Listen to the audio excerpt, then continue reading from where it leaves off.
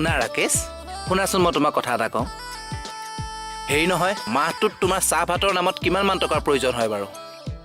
খৰচী বেছি কাৰণে মাহে 5,000 মান যায়। 5,000। ভাবাচোন, বিয়া পতাৰ পিছত তোমাৰ এই খৰচটো ডাবল হৈ যাব নে নাযায়?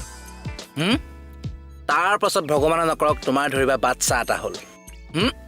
বাচ্চাটোৰ নামত চেৰেলেক্স, গাখীৰ, ঔষধ, সেইবিলাকতো মই বাদেই দিলোঁ বাৰু। ৰ'বা, হৌৰা, ভগৱানে নকৰক বাচ্চাটোৰ লেট্ৰিন কৰিবলগীয়া হ'ল।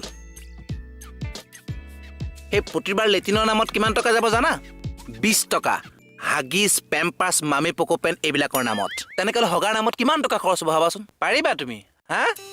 ভগৱানে নকৰক তুমি এতিয়া বিয়া নাপাতা নাই, বৃদ্ধ বয়সত বোলে তোমাৰ মানুহ এগৰাকীৰ লগত লেটি পেটি হ'ল, সেইফালৰ পৰা এটা সন্তান হ'লে তোমাক দেউতা বুলি মাতিব নে ককা বুলি মাতিব? ৰাম ৰাম, বহুত ফটো আহে তুমি ধেত। ইয়াক মই তাৰ গদাৰে কোনবান এখন জৰাখণ্ড ফালন দিম নিজৰ বুলি।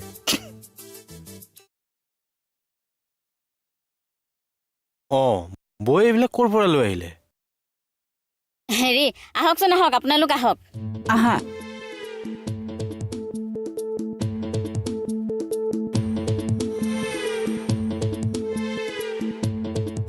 বৌ, আহ, আপুনি এই সজাতিৰ দলসোপা ক'ৰ পৰা আনিছে? মই সজাতি